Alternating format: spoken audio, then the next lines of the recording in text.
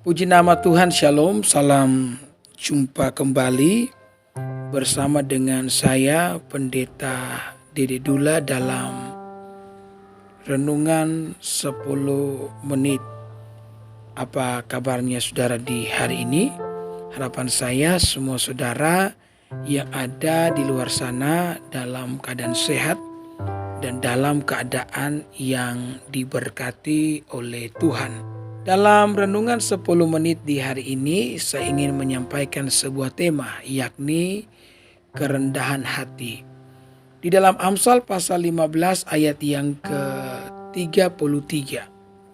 Takut akan Tuhan adalah didikan yang mendatangkan hikmat, dan kerendahan hati mendahului kehormatan. Saudaraku, berjalan bersama dengan Yesus membutuhkan kerendahan hati, karena ada begitu banyak hal di dalam diri kita yang perlu diubahkan dengan firman. Dan perubahan itu hanya akan terjadi apabila kita merelakan hati, apabila kita merendahkan hati. Jika kita tidak melakukannya, bahkan sebaliknya meninggikan hati kita tidak mau, kita tidak ingin diubahkan dengan firman, maka pengiringan kita akan Tuhan kandas di tengah jalan.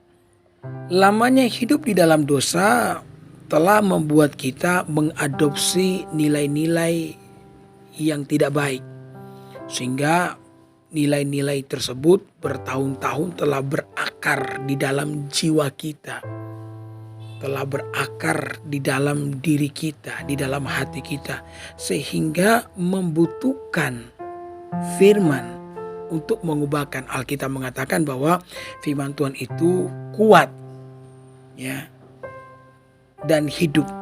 Firman Tuhan itu pedang bermata dua, dia menusuk amat dalam dan membuat perubahan di dalam diri kita, sehingga nilai-nilai yang tidak baik ini yang telah diadopsi selama bertahun-tahun, puluhan tahun, itu diubahkan.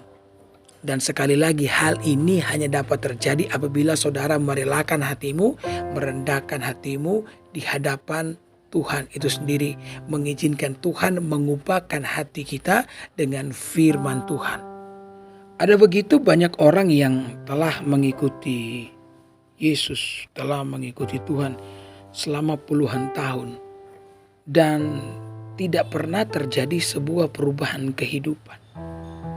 Padahal kalau kita mengikuti Tuhan itu ada tandanya kita berubah dari buruk menjadi baik. Efesus pasal yang keempat di ayat yang ke-22 mengatakan, yaitu bahwa kamu berhubung dengan kehidupan kamu yang dahulu harus menanggalkan manusia lama yang menemui kebinasaannya oleh nafsunya yang menyesatkan. Ayat 23 mengatakan, supaya kamu dibaharui di dalam roh dan pikiran.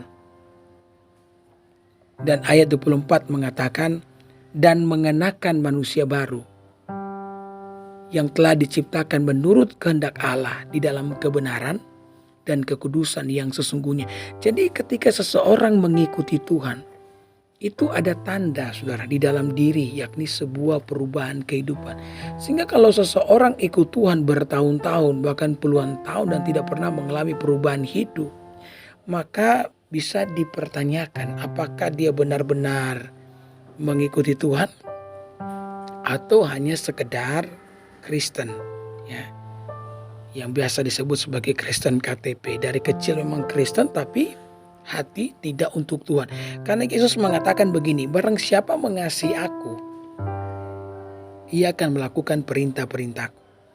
Jadi orang yang mengasihi Tuhan akan melakukan perintah-perintah, karena ketika kita mengasihi Tuhan, di dalam hati kita ada sebuah keinginan untuk menyenangkan Tuhan. Itulah sebabnya kita akan mengikuti perintah-perintahnya, karena hanya hidup dalam ketaatan terhadap perintah Tuhan yang akan menyenangkan Tuhan.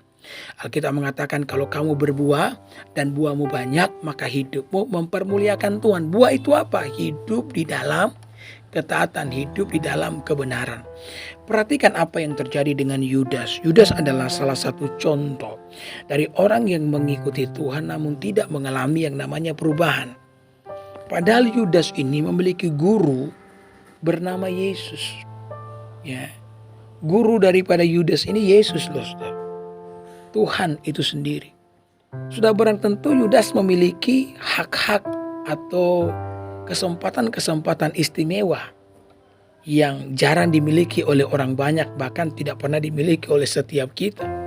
Karena Yudas setiap hari melihat Yesus, Yudas berjalan bersama dengan Yesus. Ya, hampir semua mujizat yang Yesus lakukan dalam seluruh kepelayanannya, di sana ada Yudas. Ya, tanda-tanda spektakuler di mana Yesus membangkitkan orang mati, Lazarus ya 4 hari dikubur dibangkitkan, Yudas ada di sana. Ketika Yesus berjalan di atas air, Yudas juga ada di sana. Ya, bagaimana ketika Yesus melipat gandakan 5 ketur roti dan 2 ekor ikan, Yudas juga ada di sana. Jadi Yudas memiliki kesempatan-kesempatan istimewa yang jarang dimiliki oleh setiap kita. Tapi ternyata semua itu tidak mengubahkan hatinya Yudas. Kenapa? Karena Yudas dari awalnya tidak mengasihi Yesus. Saudara, kalau engkau mengalami mujizat, mengalami pengalaman-pengalaman spiritual spektakuler, dan kalau semua itu tidak menggiringmu untuk mencintai Tuhan, maka semua itu sia-sia. Tujuan Tuhan melakukan mujizat, salah satu tujuan yang paling besar, yakni mengambil hati kita agar kita mengasihi Dia. Karena tidak ada gunanya kalau kita mengalami mujizat kemudian ujung-ujungnya kita tidak mengasihi Tuhan. Katakanlah engkau sakit penyakit kanker dan engkau disembuhkan oleh Tuhan. Seharusnya itu membuat engkau bersyukur mengasihi Tuhan. Ya, tapi kalau itu tidak cukup membuat engkau bersyukur mengasihi Tuhan, tetap saja engkau akan mati. Karena semua kita akan mati. Kalau tidak mati karena penyakit, ya mati karena tua. Betul enggak? Jadi mengasihi Tuhan itu penting, karena mengasihi Tuhan itu akan membuat kita mengalami kekekalan. Mencintai Tuhan akan membuat kita mengalami surga. Kalau orang mengasihi Yesus, mencintai Yesus, maka dia akan menghabiskan kekekalan bersama dengan Kristus Yesus itu sendiri. Maka jangan jadi sama seperti Yudas yang setiap hari berjalan bersama dengan Yesus, melihat Yesus melakukan mujizat setiap hari, tapi hatinya tidak pernah menjadi milik daripada Kristus Yesus. Kenapa hal ini bisa terjadi? Yudas tidak mencintai Yesus. Yudas tidak rendah hati. Berkali-kali Yesus menegur Yudas. Bahkan sebelum Yudas menjual Yesus di meja perjamuan, Yesus mengatakan bahwa di antara kamu ada yang menjual aku. Saya yakin ketika kalimat itu keluar dari mulut Yesus, Yudas langsung menyadari bahwa yang dimaksudkan oleh Yesus adalah dia sendiri. Apakah Yesus mengucapkan kalimat itu hanya untuk menyinggung Yudas? Tidak, tetapi untuk menegur Yudas agar Yudas ini bertobat. Tapi ternyata teguran demi teguran yang tadi berikan tidak mengubahkan hati daripada Yudas. Kenapa? Karena Yudas tidak rendah hati. Ya, Yudas tidak mau ditegur. Yudas merasa benar dengan pendiriannya. Pada awal dia mengikuti Yesus, dia berpikir bahwa Yesus akan menjadi seorang Mesias, pemimpin politik, sehingga dia mungkin akan jadi ring satu. Kalau ya paling tidak dia akan jadi bendahara negara, saudara. Itu yang ada dalam pikiran daripada Yudas. Ketika Yudas diperhadapkan dengan sebuah kenyataan yang sesungguhnya bahwa Yesus bukan seorang pemimpin politik, tapi dia pemimpin di atas segala pemimpin yang akan menyelamatkan umatnya dari dosa-dosa, ya itu membuat Yudas kecewa. Maka apapun yang disampaikan oleh Yesus kepada Yudas tidak masuk dalam hatinya, karena hatinya terlalu meninggi. Ya, maka saya berdoa biar setiap saudara yang mendengarkan saya di hari ini, engkau memiliki kerendahan hati. Ketika firman Tuhan disampaikan kepada saudara, engkau mau mendengarkan itu. Sekalipun mungkin firman itu menyakiti saudara. Karena memang di mana-mana obat itu pahit, dan yang manis-manis biasanya yang menyakiti kita. Maka biarkan. Ketika engkau menjadi pengikut Kristus, engkau memiliki kerendahan hati, agar firman yang kau terima mengubahkan kehidupan saudara, hidup berkenan di hadapan Allah, dan engkau mengalami sukacita dan damai sejahtera di tengah-tengah kehidupanmu. Amin.